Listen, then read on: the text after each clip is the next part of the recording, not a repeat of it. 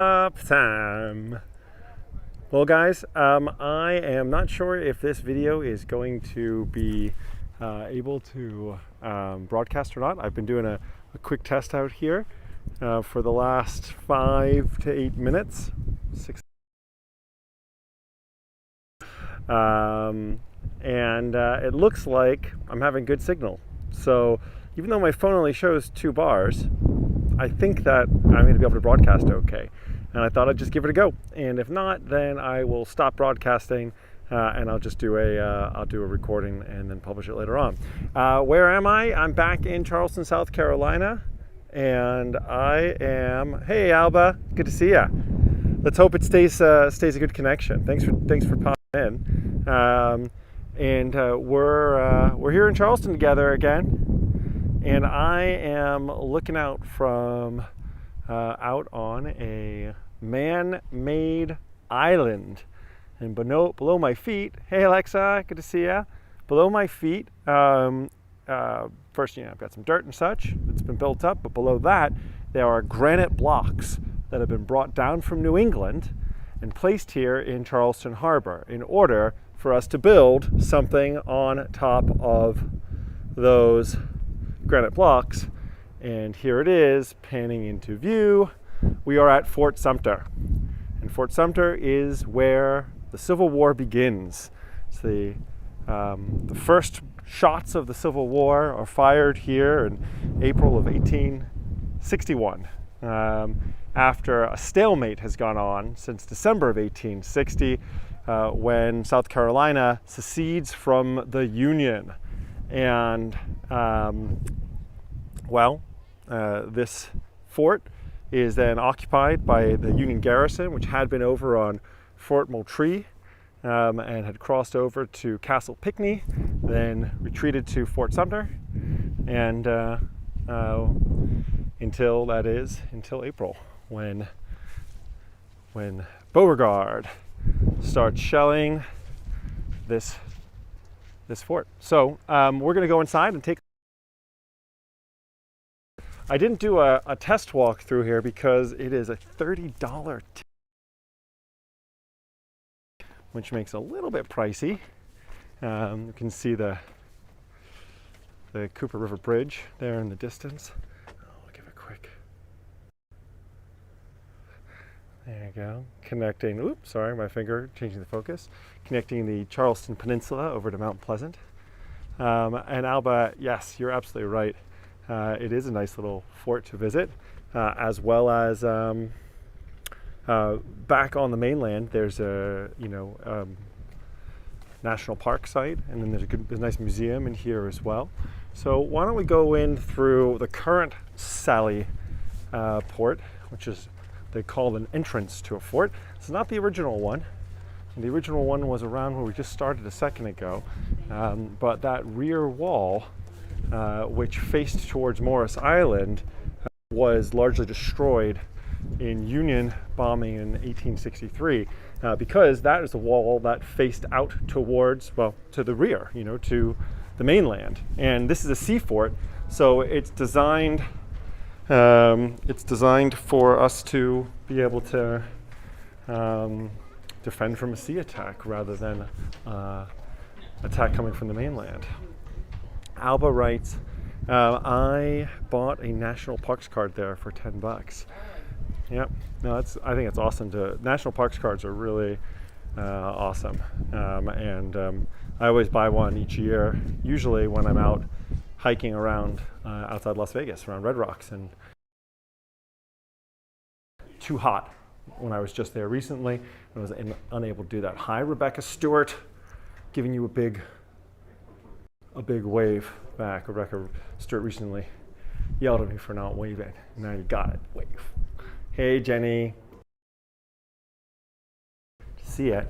There's that stuff that goes on the inside of the cannon chamber or a rifle chamber, and it spins the projectile around. So that way, as it spins, as it fires, it shoots out of the cannon or a gun, the projectile spins along the rifling, and that spinning motion gives it additional distance and speed can travel further, basically, and be more accurate. So think an American football, an American pigskin football. Spins. Shannon, great to see you. Rebecca Drisdale, great to see you. Thank you guys all. I'm amazed that we're actually getting some decent connection here. So we've talked a lot about Civil War stuff in the past, and when we were here last with Jim, we talked a little about it as well when we were over at Fort Moultrie. Hi, Matthias, my dear brother, who's actually in this fort somewhere as well right now. Eventually, maybe we'll run into him. So I want to give you guys a good sense of the space. Hey, bar, shalom, manishma. So the fort was built to begin with as a reaction to the British sailing up the Potomac, Washington D.C., and burning down the White House. I'm out on Fort Sumter. It's the truth. Unfortunately,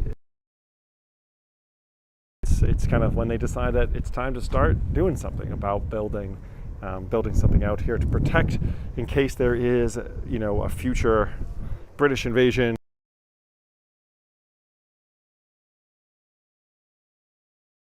But it's just not prepared for any naval sort of assault. So in 1829, that's when they decide our granite blocks and start laying the foundation for a man-made island to then build up that we see around us. The fort was never really completed. The construction was never really finished. Alexa writes, a future British invasion, you say, ha ha ha. I mean from the perspective of the Americans in 1812 and then 1814, of course, when the White House is burned down. From their perspective, it was we should probably up our ante on coastal defense, and finally this is sort of there by 1829, but even by 18 not yet completed, and no one actually was never really completed. Now this big black area, this battery that you have here, is a more modern construction, and this was used pretty much all the way up until the start of World War II. So you want to be thinking like Spanish-American War in that period of time. Hi, Mr. Alifai over on Twitch. Appreciate you joining. Slowly, I've been getting more and more people following me on Twitch, which is kind of weird because it's not really where we broadcast to, but neat that it's still picking up. We usually use Twitch just as like a testing site, but awesome to have people there as well. Always a pleasure. So here we've got an assortment of different cannons. This big boy here wouldn't have been here until after the Civil War, but these were Civil War era cannons.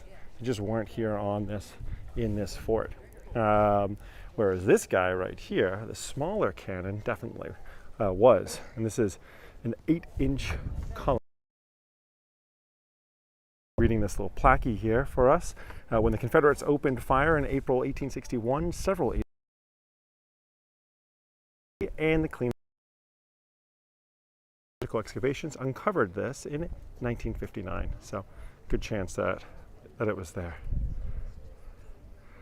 And then here's another one of these big boys that would not have been here, but were amongst the largest of all cannons used during the war, during the Civil War.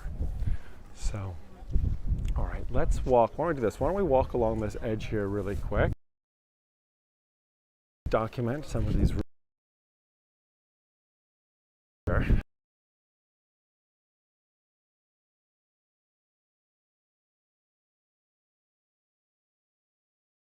self.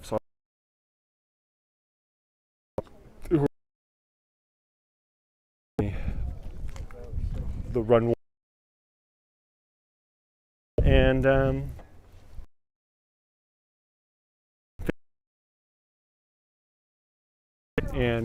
everyone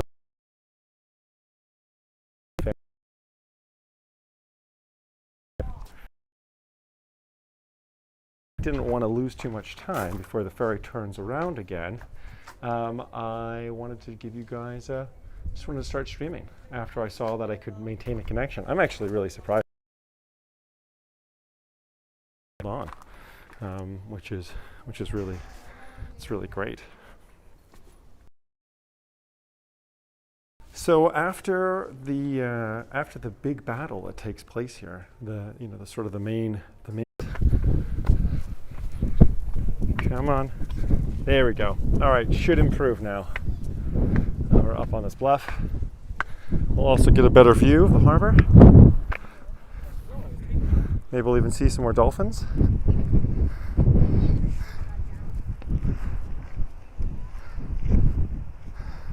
All right.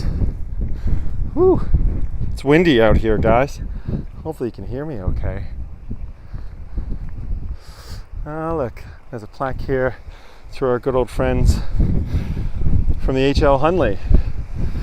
I took my brother out to Magnolia Cemetery yesterday and showed him the burial places of where the crews of the Hunley were. And it's still sort of spectacular in my imagination that there were 3 groups of men buried at Magnolia Cemetery. The first crew of the Hunley, the second crew of the Hunley, and the third crew of the Hunley. And we kind of just had to ask ourselves, if you were the third crew of the Hunley and you knew that all hands had been lost on the first and second crews, wouldn't you be highly skeptical of getting in the Hunley as the third crew? Just, I don't know. I don't think I would do it. Shannon, thanks for the heads up on the sound. And Hale, you are darn right. It is an absolutely gorgeous day in Charleston today. We're expecting some rain and clouds over the next couple of days, but my brother and I are planning to maybe head down to Hilton Head. We were going to stop in Beaufort and say hi to Bill Reynolds, but he is in France right now. So, bonsoir, Bill Reynolds. Hope you're enjoying your trip over there. Jeanette, hey, you get a wave too. Good to see ya. Jeanette recently, second vaccination. Woohoo! Number 2. Job well done. Hale writes regarding the third crew of the Hunley, they probably did have a choice and they didn't have to do it. Yeah, I guess, I mean, it's a good point. I mean, they can't be forced to, right? I mean, there's plenty of other ways to use the soldiers at the time. They could have done something different instead. But yeah, maybe they thought third time's a charm. You know, we've solved the problems of the first 2, so we should be able to go. And Hale also invites me to come over to the Contemporary Art Center. And, they did. Oh, you're saying, Hale, they did not have a choice. They did not have a choice. Huh. Oh, okay, yeah. I mean, not like, well, maybe not. Maybe that was their assignment. They were ordered to do it. But gosh, that moment you got to be thinking about, well, I mean, that being said, so many people, you know, like Antietam and Manassas and Bull Run, I'm sure those soldiers weren't thinking that this was going to work out for them so well either, but they still did it. And Alba, yes, that's right, your cousin played the leading role. That checked it after, and I realized her cousin's name now off the top of my head, but I realized I've seen his face is highly recognizable. I've seen him on a bunch of stuff, which I thought was so cool. Really awesome.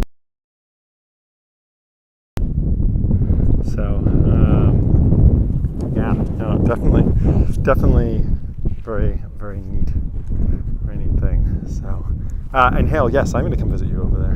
Sounds great. What a great idea. Love to. All right, let's see what we can see over here. Looking back again. Right, Armand Asante.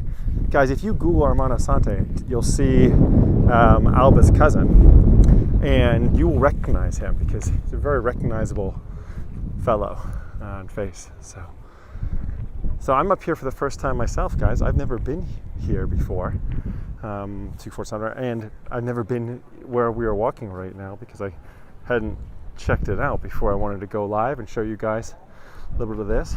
But you can see that way is Charleston in the distance, and that would not have been the more defensible side of the fort.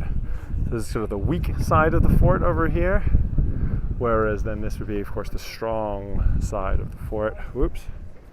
Come back around. See that the edge drops off here because we really do have a good strong wall with this lot of earthwork behind it, right? So it's totally reinforced and supported in through here.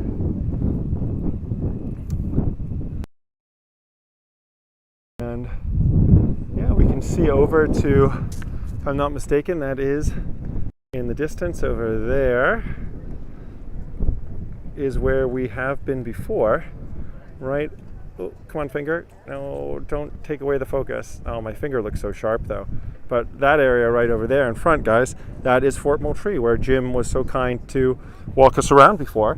And we actually had worse signal than we have now here in the middle of the harbor. We actually have great signal here somehow. Oh, hey, Nikki. Good to see you, and give my love to Ross. Happy birthday, Ross's dad. Ross's dad, just to say it, happy birthday to you, happy birthday to you, happy birthday, Ross's dad and Nikki's future father-in-law. Happy birthday to you. All right, got a birthday song in. Always nice, always a positive when that happens. And there you go, guys. That is the American flag flying over this fort, something that didn't always happen. Certainly not from 1861 through 1865. So, but there's Stars and Stripes.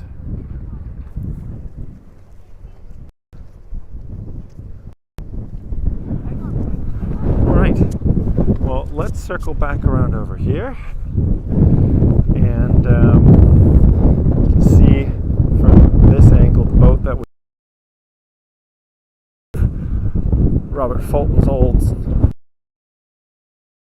steam boats, but it is not, because it's definitely diesel powered, this guy. And you can also see that there's some construction going on here. We've got a crane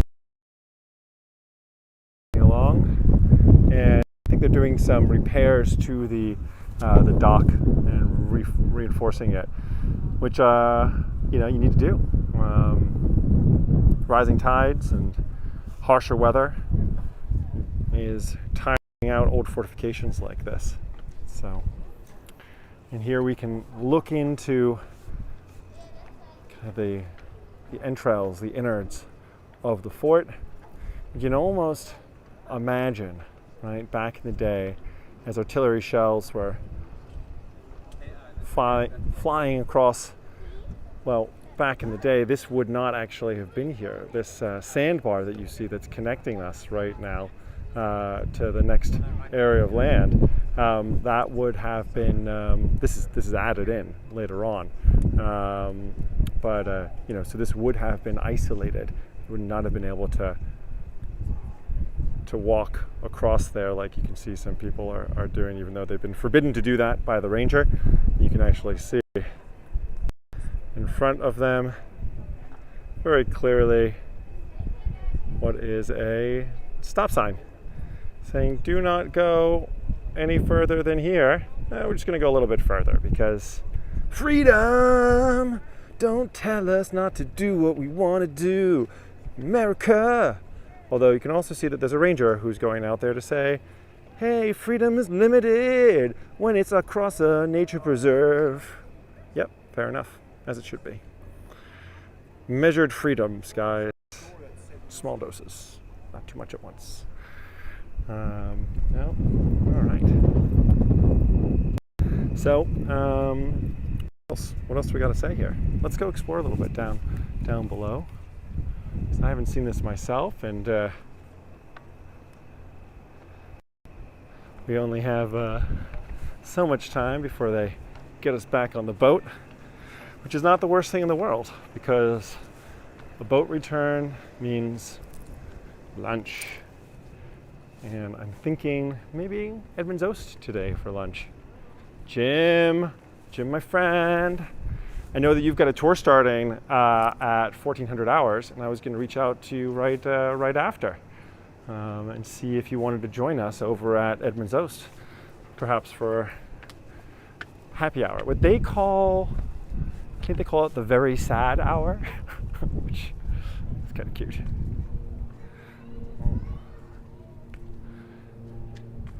Jim, tell me something that I wouldn't know without you being here about Fort Sumter. Something to share with us, which is going to add to the experience right now, because I'm woefully underprepared. Because I honestly did think that we were going to have a poor connection, and now that we're having a great one, it's awesome to be able to show you guys this stuff. So this was the original Sally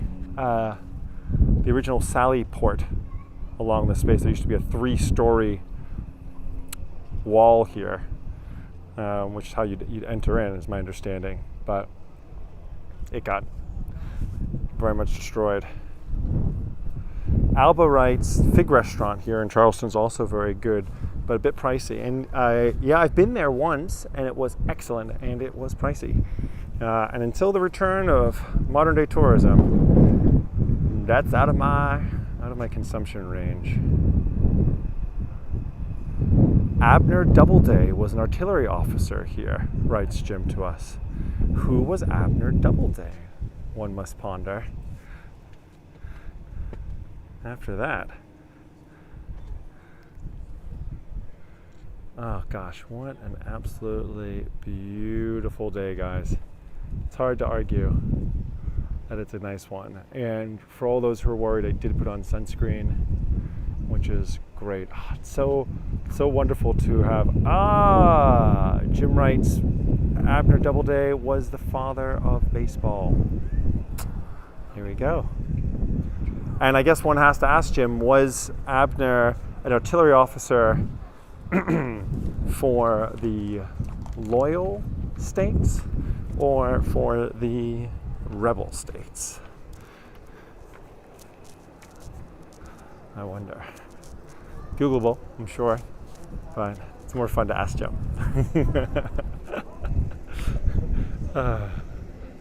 All right, let's cut through the gift shop. I feel like I should have a mask on for it real quick, but I don't. I feel bad because I'm sending a bad. Oh, okay. Jim writes, Union officer. Hi there. How's it going?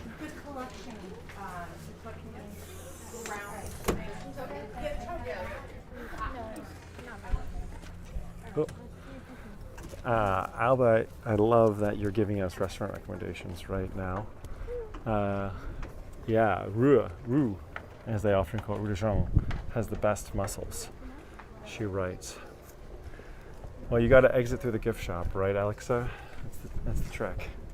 Let's see. Well, I am vaccinated, so I can go into the museum without having to wear a mask right now. Although it is, it's a little concerning that a lot of people are not wearing masks, and the Delta variant is on the loose. So a painting showing us what it might have looked like back in the day.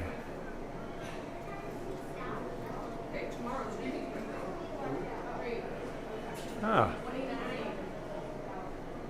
Jim writes to us on Facebook.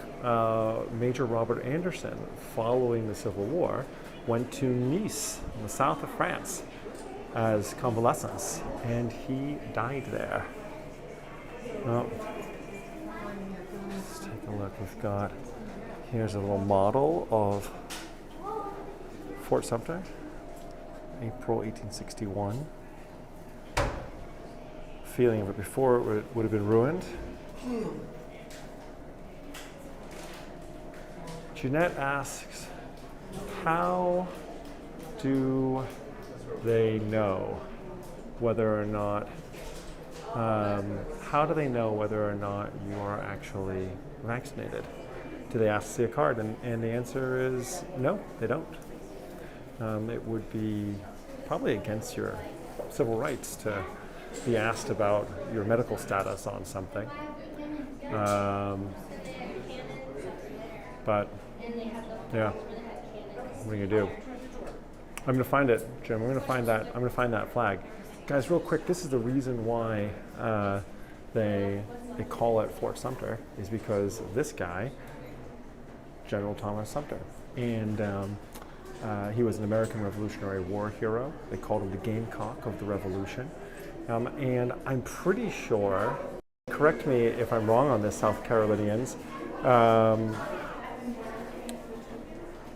was he not the person that Mel Gibson was pretending to play in his movie The Patriot? Like the wild, crazy guy? I think so. Help me out there.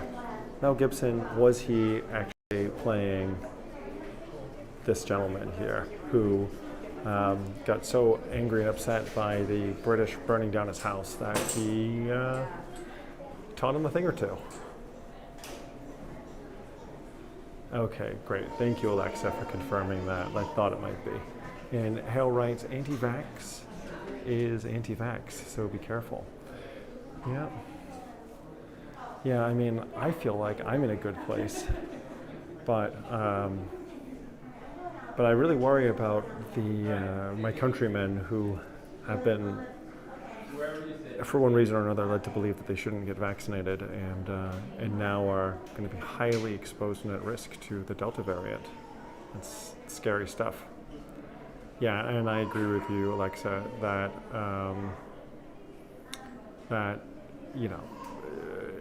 having people on an honor system with vaccinations is never going to work, and the best thing to do is to wear a mask. And in fact, we should probably also be wearing masks regardless right now, even if it's just good modeling. And I feel ashamed that actually I don't have mine all around my neck right now. It's in my backpack. I should get it out just to set a good example. I would be the only person here wearing one. And looking around this crowd, that there are plenty of people here who are not yet vaccinated and are, oh look, here's a guy in a mask. There's a guy in a mask right there. Right. Mm-hmm. Oh. Guy in a mask. And it's like, I'm not shaming him, I'm actually in support of him. What a great guy that he's wearing that. Right, sorry, thank you, Jim. I found the flag that Jim requested, and here it is. First flag over Sumter raised by Confederates. This flag of the Palmetto Guard Charleston Militia Unit was the first banner displayed at Fort Sumter by Confederate troops. The Guard entered the fort on April 14, 1861, following the evacuation of the defeated federal garrison. Private John Stiles Byrd, Jr. placed the banner on the parapet facing Charleston. Later that day, the first official flag of the Confederacy, the Stars and Bars, was raised at the fort. Now, the guide on the boat over explained that the initial Stars and Bars flag from the Confederacy had a problem, was that if the wind was blowing the wrong way, or like not blowing enough, it looked a lot like the Stars and Stripes of the Union, right, of the loyal states. And that led to some confusion during battles, because Confederate troops would potentially seek to engage or fire upon other Confederate troops because they just mistook the flag. So different kind of flags of the Confederacy, national flags of the Confederacy, although only 3 of them ever flew above Fort Sumter. And hello, Anna Maria, great to see you. Thanks for joining. Awesome. Good to have you with us right now. Here we go. And this is, wow, this is an old flag, guys, that we're looking at. This 10-foot by 20-foot tattered storm flag flew over Fort Sumter during the bombardment of April 12th through 13th, 1861. This is it. This is the Union flag that was flying during the first battle of the Civil War, which would go on to tear this country apart, right? And this is the flag that was there at the time. On the second day, a Confederate projectile shattered the flagstaff, causing members of the Federal garrison to rush onto the parade ground amid exploding shells and burning timbers to retrieve the fallen flag. They carried it to the ramparts, where it was hastily nailed to a wooden pole and re-raised. The tiny nail holes are still visible along the flag's left border. Oh, let's see if we can see them.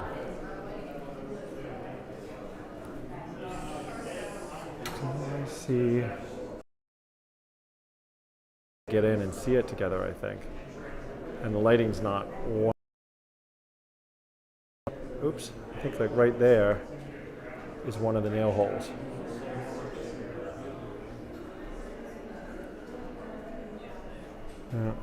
Anyway, no, not a great view for you guys. Not going to make you look at something that doesn't look pretty. What else do we have here? Ah, look. Here we go. We were just talking about this, right? I was talking about the national flags, the Confederacy. Here is, here's the second one. Looks a lot like the Confederate battle flag. And then what do we have here? Sorry, thank you. According to the flag of 1818, a star or stars may only be added to the flag on the 4th of July. Interesting. Kansas became the 34th state on January 29, 1861, just before the war began, receiving its star on 4th of July, 1861. West Virginia became the 35th state on June 20th, 1863, waiting only 13 days to receive its star.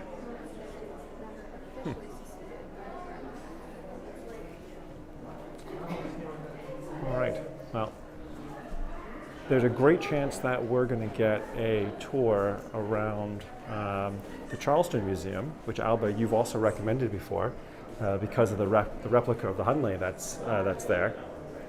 And I think I have an inside track that one of the curators is going to, or if not the curator, at least the docent, is going to give us a walk around there inside. So enough indoor museum stuff. And we're going to head down to the space. Jim writes to us, Major Anderson's brother, Marshall, left the U.S. to go to Mexico to establish an American colony to continue slavery and raise cotton there. Wow. I wonder how the Mexicans felt about that. We're talking about like until like the 1860s and 70s.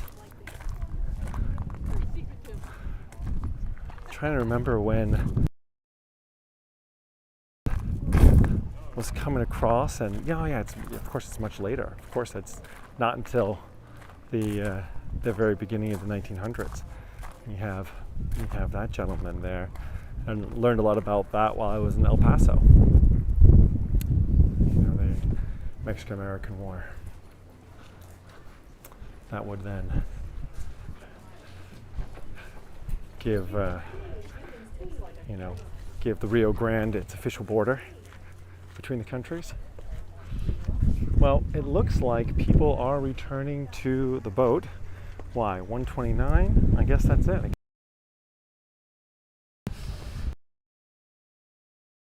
Hang away here and see if we can't see some dolphins real quick before we call it a day. Jim writes regarding Marshall, who went to Mexico to try to preserve slavery. He worked a deal with General Maximilian there. 1888 was when slavery finally ended in Mexico.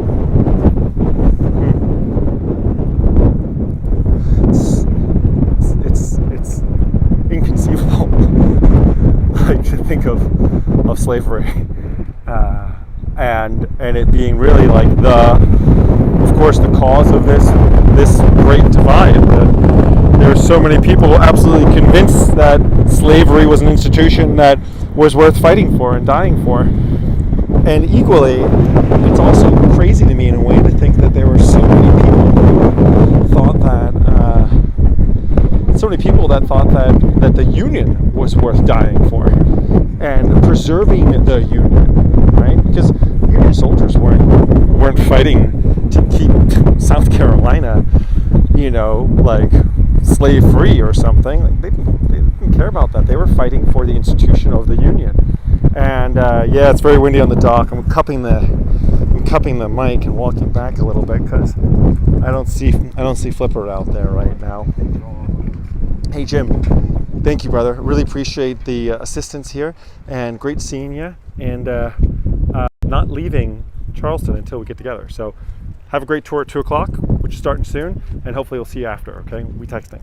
And Michaela, hi, na, wunderschönen guten Abend, Michaela.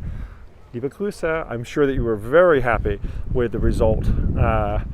Maybe not very happy. Germany could have beat Hungary, but I'm sure that you were glad that at least they're advancing. So Hungary, goodbye, and Germany stays in to fight another day in the UEFA. In fact, against the British, I think it's going to be Germany-England, right? Is Germany's next game. Tell me if I'm right on that one, Michaela. I hope so. But the thing that's incredible to me is just that idea that like, if you think about it, 1861, you only had one great big democracy in the world, and the Union soldiers were fighting to preserve this idea that individual people could participate in their own government, that they could elect their own leaders, they could become leaders, that you could have a man like Abraham Lincoln born into poverty with nothing to go on and become the most powerful political figure in the country as president.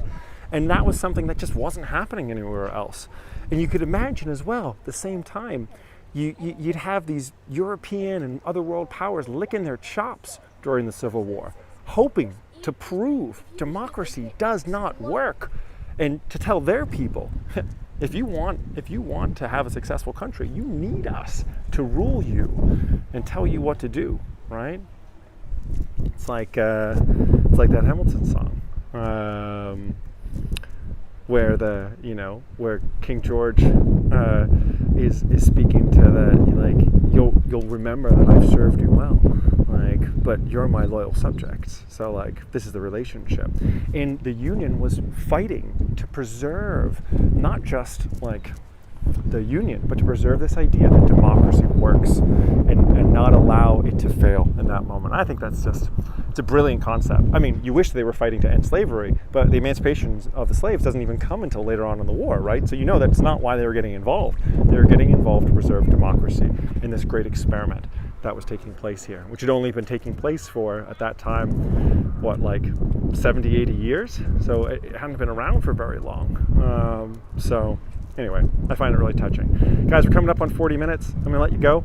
We'll have more from Charleston in the days to come, as well as probably from Savannah. I owe you a waterfront tour of Savannah. It's probably not going to, maybe it'll be with Chris Rowers. I'm going to reach out to him and ask him. Otherwise, I'm going to do it myself. Take you guys there. And Michaela, yeah, Herzinfarkt Abend. Mit Sicherheit. My brother's a big Germany fan, and he was freaking out as the Hungarians pushed through with that 2-1 goal, and he headed it in. It was a great goal, you have to say, but wait for Germany to pull it out and even it out. Anyway, enough about footy, guys. Mwah, take care. See you guys all soon. Jim, see you the soonest, I hope. Have a wonderful day, guys. Thanks for joining me. Goodbye, goodbye, goodbye, Michaela. Goodbye, Jeanette. Goodbye, Shannon. Thank you for the heads up on the wind. I'm trying to block it as best I can right now. Jim, thank you for all the heads up info. Anna Maria, thanks for dropping in. Always good to see you here. Alexa, I saw some really cool birds earlier on today. I almost took a picture and just sent them to you, so that way you could identify them later on to me. Hey, do you want to know something? Do you know how pelicans die? Do you guys know this? Pelicans die because they starve to death. I mean, it's kind of a sad note to end on, but they starve to death because pelicans, when they crash into the water again and again and again, and eventually they go blind from the impact of hitting the water again and again as they're dive bombing for food, and then they can't see, and then they can't hunt any longer. So, good to see you, Michaela. Thank you for the goodbye wave. Rebecca Stewart, thank you for the wave for Matthias Holtzacker, brother.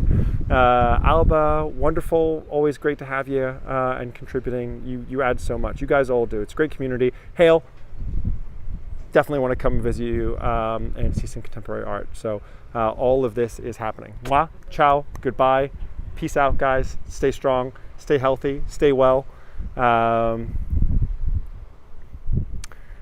And Maria, thank you for the heads up about Danube Delta's pelicans. It's hard for me not to read the word Delta and think about the Delta variant. Hail, high fives across the Ethernet. And thank you, Internet, for making sure that this still worked. I appreciate it. Oh yeah, thank you. You're right, Rebecca. Good point. I'm one of the only people still on the island. It's time to go. Hail, I'll be waiting for your text. And goodbye, guys. Take care.